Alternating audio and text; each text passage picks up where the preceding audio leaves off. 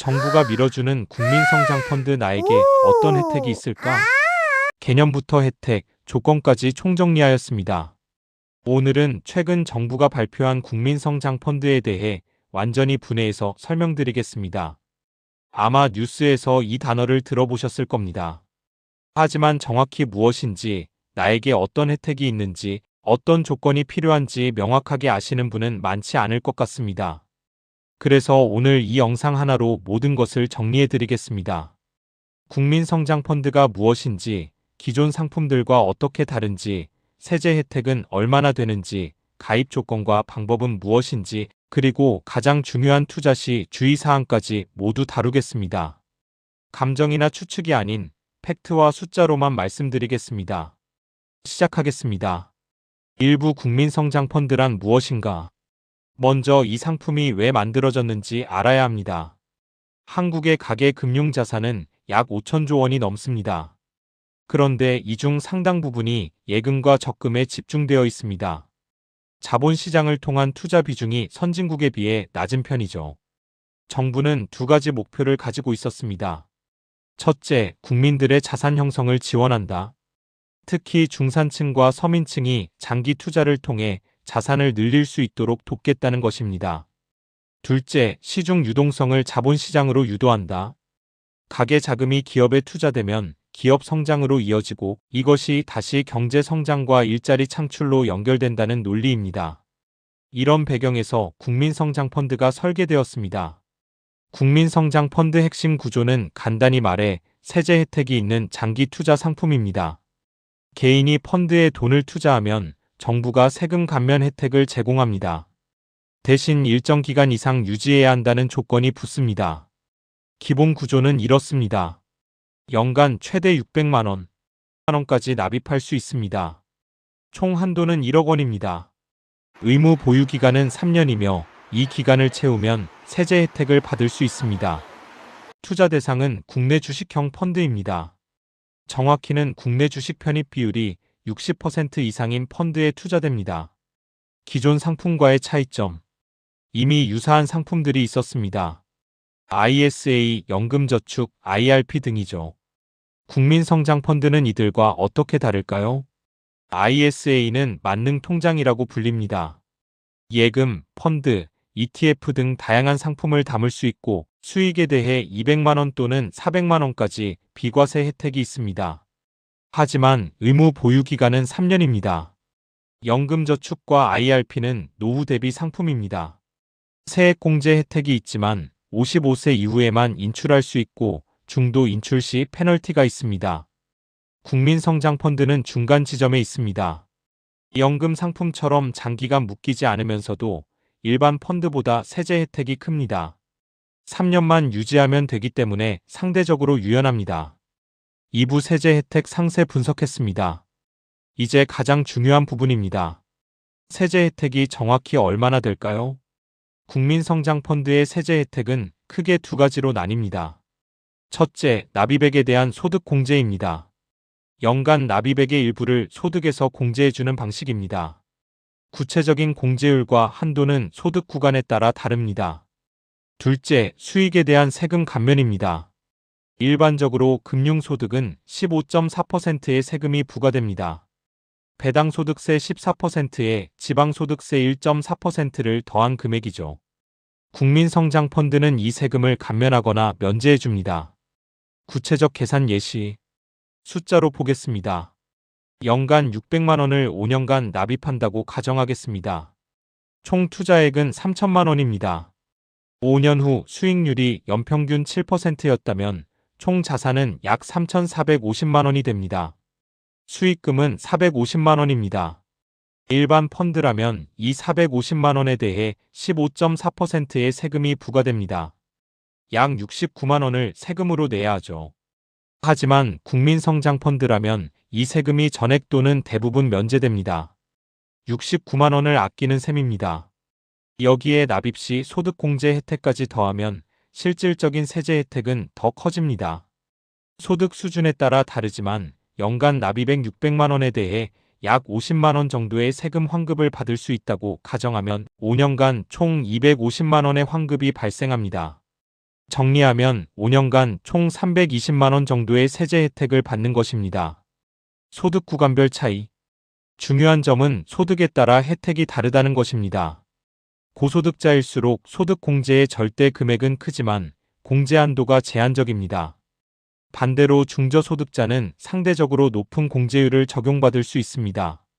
예를 들어 연소득 5천만 원 이하 구간에서는 납입액의 15%를 소득 공제받을 수 있습니다. 600만 원 납입 시 90만 원의 공제 혜택이죠. 연소득 1억 원 이상 구간에서는 공제율이 낮아지거나 한도가 축소됩니다. 이는 정부가 중산층과 서민층의 자산 형성을 우선적으로 지원하겠다는 정책 방향을 반영한 것입니다. 3부 가입 조건과 방법 900-1200 자격 요건. 누가 가입할 수 있을까요? 기본적으로 대한민국 거주자라면 대부분 가입 가능합니다. 나이 제한은 19세 이상입니다. 다만 소득 요건이 있을 수 있습니다. 정부가 중저소득층 지원을 목표로 한다면 일정 소득 이상인 고소득자는 가입이 제한되거나 혜택이 축소될 가능성이 있습니다. 또한 1인 1계좌 원칙이 적용됩니다. 여러 계좌를 만들어 혜택을 중복으로 받을 수는 없습니다. 납입 규칙. 납입은 어떻게 할까요? 연간 최대 600만 원까지 가능합니다. 5월 50만 원씩 정기 납입하거나 자유롭게 일시 납입할 수 있습니다. 총 한도는 1억 원입니다. 매년 600만 원씩 납입한다면 약 16년 정도 유지할 수 있는 규모입니다. 중요한 것은 의무 보유 기간입니다. 최소 3년은 유지해야 세제 혜택을 온전히 받을 수 있습니다. 중도 인출이 가능한지도 확인해야 합니다. 일반적으로 중도 인출 시 그동안 받은 세제 혜택을 반납해야 하며 추가 페널티가 부과될 수 있습니다. 가입 절차. 실제 가입은 어떻게 할까요? 은행, 증권사, 자산운용사 등 금융기관을 통해 가입할 수 있습니다. 오프라인 지점을 방문하거나 온라인 앱을 통해서도 가능합니다. 필요한 서류는 신분증, 소득증빙 서류 등입니다. 온라인 가입 시에는 본인 인증만으로 간편하게 진행할 수 있습니다. 가입 후에는 펀드를 선택해야 합니다. 국민성장펀드로 지정된 펀드 목록 중에서 자신의 투자 성향에 맞는 상품을 골라야 합니다. 각 금융기관마다 취급하는 펀드가 다를 수 있으므로 가입 전에 상품 라인업을 비교해 보는 것이 좋습니다. 사부 투자 전략과 주의사항. 국민성장펀드는 틀일 뿐입니다. 실제 수익은 어떤 펀드에 투자하느냐에 달려 있습니다. 국내 주식형 펀드는 매우 다양합니다. 대형주 중심, 중소형주 중심, 섹터 특화형, 배당주 중심 등 전략이 각기 다릅니다. 지난 5년간 국내 주식형 펀드의 수익률을 보면 편차가 큽니다. 상위 10% 펀드는 연평균 15% 이상의 수익을 냈지만 하위 10% 펀드는 마이너스 수익을 기록했습니다. 세제 혜택만 보고 가입했다가 원금 손실을 볼 수도 있다는 뜻입니다. 리스크 관리. 주식형 펀드는 변동성이 큽니다. 2020년 코로나 위기 때는 단기간에 30% 이상 하락했습니다. 2022년 금리 인상기에도 20% 가까이 빠졌죠. 3년이라는 의무 보유 기간 동안 이런 변동성을 견뎌야 합니다. 따라서 투자 시점 분산이 중요합니다. 한 번에 목돈을 넣기보다는 매월 일정 금액을 나눠서 투자하는 적립식 방법이 리스크를 줄여줍니다. 시장이 하락할 때는 더 많은 좌수를 매입하고 상승할 때는 적게 매입하는 효과가 있기 때문입니다. 수수료 확인. 간과하기 쉬운 부분이 수수료입니다. 펀드에는 판매 수수료, 운용 보수, 기타 비용이 붙습니다. 이 비용들이 연간 12%에 달할 수 있습니다. 세제 혜택이 1%라면 수수료가 2%라면 오히려 손해입니다. 따라서 펀드 선택 시 총 보수 비용을 반드시 확인해야 합니다. 같은 전략의 펀드라면 보수가 낮은 쪽을 선택하는 것이 유리합니다. 최근에는 온라인 전용 펀드나 ETF 형태의 상품들이 수수료를 대폭 낮춘 경우가 많습니다. 출구 전략. 3년 후 만기가 되면 어떻게 해야 할까요? 첫째, 그대로 유지하는 방법입니다. 의무 기간은 끝났지만 계속 투자를 이어갈 수 있습니다. 추가 납입도 가능합니다. 둘째, 전액 환매하는 방법입니다. 수익이 난 상태라면 세금 없이 현금화할 수 있습니다. 셋째, 다른 상품으로 전환하는 방법입니다. 예를 들어 ISA나 연금계좌로 자금을 이전해 계속 세제 혜택을 받을 수도 있습니다. 어떤 선택을 할지는 그때의 시장 상황과 개인의 재무 상태에 따라 판단해야 합니다. 5부 실전 활용 사례 1630-1900 사례 1 30대 직장인 연봉 5천만 원의 30대 직장인 김 씨를 예로 들어보겠습니다. 김 씨는 매월 50만 원씩 국민성장펀드에 적립합니다. 연간 600만 원, 5년간 총 3천만 원을 투자하는 계획입니다. 5년 후 수익률이 연평균 6%라고 가정하면 총 자산은 약 3,390만 원이 됩니다. 여기서 세제 혜택을 계산해 보겠습니다. 수익금 390만 원에 대한 세금 60만 원이 면제됩니다.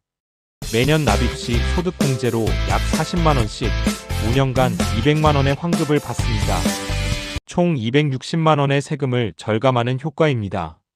실질 수익률은 8%를 넘어서게 됩니다.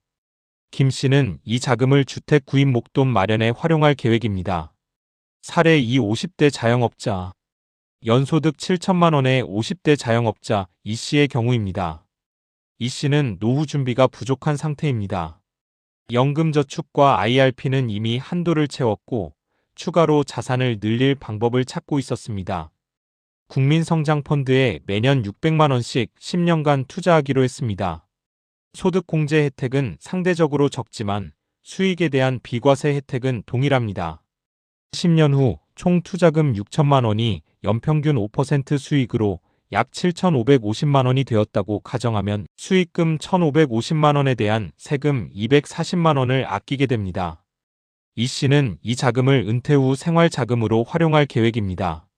사례 3 20대 사회초년생 연봉 3,500만 원의 20대 사회초년생 박 씨입니다. 박 씨는 여유 자금이 많지 않습니다. 하지만 장기 투자의 복리 효과를 알기에 소액이라도 시작하기로 했습니다. 매월 20만 원씩 연간 240만 원을 납입합니다.